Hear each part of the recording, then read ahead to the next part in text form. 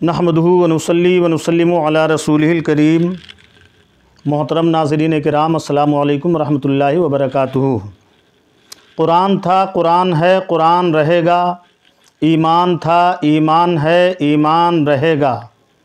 और इस्लाम की गर्दन पे हुसैन इब्न अली का, इस्लाम की गर्दन पे हुसैन इब्न अली का एहसान था, एहसान है, एहसान रहेगा।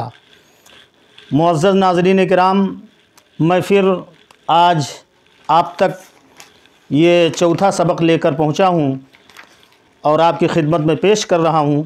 लिहाजा मेरी आपसे गुजारिश है, अपील है कि आप मेरे इस चैनल फैज़ान कुरान को बग़ौर पाबंदी के साथ पढ़ते रहें, देखते रहें, दोहराते रहें। इंशाअल्लाहुल अज़ीज़ आप अपने मकसद में कामयाब होंगे और मैं भी अपने मकसद में कामयाब हो जाऊंगा इंशाअल्लाह। क्योंकि मेरा मिशन है कि कोई भी मेरा दीनी भाई गलत कुरान न पढ़े, नमाज में हो चाहे गैर नमाज में हो। कुरान की तिलावत करें तो मखरज के साथ कुरान की तिलावत करें। अलहम्दु शरीफ और सूरह वग़ैरह अच्छी तरह से अज़बर हो जाएं, मखरज के साथ, सही अदायगी के साथ कि हमको जीम कैसे अदा करना है, ज़ा कैसे अदा करना है, वाद कैसे अदा करना है, ज़ाल कैसे अदा करना है, सीन कैसे अदा करना है और बड़ी शीन कैसे अदा करना है। लिहाजा हा, खा, आइन, गैन ये सब कैसे अदा करना है मैं अदा करके आपको पेश करता हूँ। लिहाजा आप मेरी इस पेशकश को कबूल करें और इंशाअल्लाहुल अज़ीज़ वो दिन दूर नहीं होगा कि मैं हर आने वाले दिन आपको जब एक क्लिप पेश करता रहूँगा तो दिन आपके लिए दूर नहीं कि आप अच्छी तरह से कुरान पढ़ना सीख जाएंगे। तो मुअज़्ज़ज़ नाज़रीन किराम, फिर आज शुरू करते हैं। आज का सबक दाल से शुरू है। ये हुरूफ़ मुफ़र्रदात है और ये आगे मुरक्कबात है। देखें, ये है दाल, ज़ाल, रा, ज़ा, जीम, दाल। ये देखिए दाल की शक्ल है। जब हरफ से मिलाकर लिखा जाएगा तो ये दाल की शक्ल ये होगी, जीम दाल, खा ज़ाल। ये दोनों लफ्ज़ के शक्ल एक ही हैं। जैसे आप देख रहे हैं, जीम के नीचे, इसके नीचे एक नुक्ता है तो जीम पढ़ा जा रहा है और यही इसी के ऊपर वो नुक्ता उठा के रख दिया जाए, जैसे इस पे रखा है तो ये खा हो जाता है। इस पे नुक्ता नहीं दाल पढ़ा जाएगा, इस पे नुक्ता है तो ज़ाल पढ़ा जाएगा। जीम दाल, खा ज़ाल, जीम रा, खा ज़ा, या रा, ता ज़ा। आप इसको खूब अच्छी तरह समझते जाएं। जीम दाल, खा ज़ाल, जीम रा, खा ज़ा, या रा, ता ज़ा, मीम दाल, काफ ज़ाल, फ़ा रा, मीम ज़ा। अब यहाँ आ जाएं। सीन शीन, स्वाद वाद। इस वाद का मखरज है ज़ुबान की बाईं करवट दांत के दाढ़ में लगकर अदा होगा। इसको ना ज़्वाद पढ़ना दुरुस्त और ना दुआद पढ़ना दुरुस्त। बाज़ लोग ज़्वाद पढ़ते हैं, बाज़ लोग इसको दुआद पढ़ते हैं। तो दुआद भी पढ़ना दुरुस्त नहीं और ज़्वाद भी पढ़ना दुरुस्त नहीं। इसको पढ़ा जाएगा वाद। इसका मखरज बीच का है, ना ज़्वाद है ना दुआद है। वाद, स्वाद वाद, ता ज़ा, सीन लाम, शीन लाम, स्वाद बा, ता बा, ज़्वाद वाद अलिफ, सीन रा, शीन काफ, वाद या, ज़ा अलिफ। अब आ जाएं यहाँ। आइन गैन, ये हुरूफ़ हल्की हलक से अदा होगा। आइन गैन, हमज़ा। ये देखिए, ये दो लफ्ज़ एक शक्ल के बने, सिर्फ़ नुक्ते से इनका फ़र्क हो जाता है।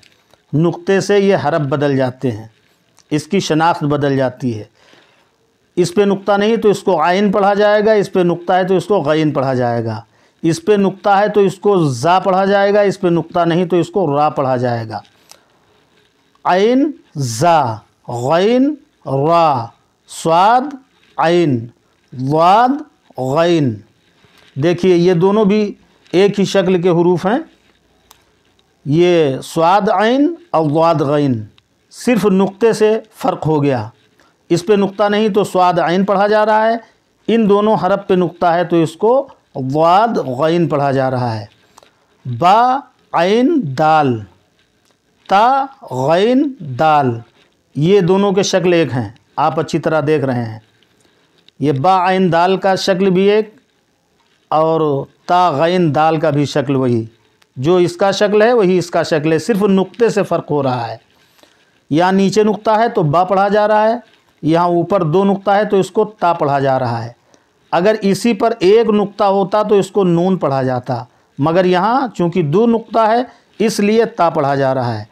با عین دال، تا غین دال، الف حمزہ، واو حمزہ، حمزہ یا حمزہ، اچھی طرح سے آپ سمجھ لیں۔ پھر میں آپ کو ایک بار سبق دہرا دیتا ہوں، آپ بغور سن لیں۔ دال ذال، را زا، جیم دال، خا ذال، جیم را، خا زا، یا را، تا زا، میم دال، کاف ذال، فا را، میم زا، سین شین، صاد ضاد، طا ظا، سین لام، شین لام، صاد با، طا با، ضاد الف، سین را، شین قاف، ضاد یا، ظا الف۔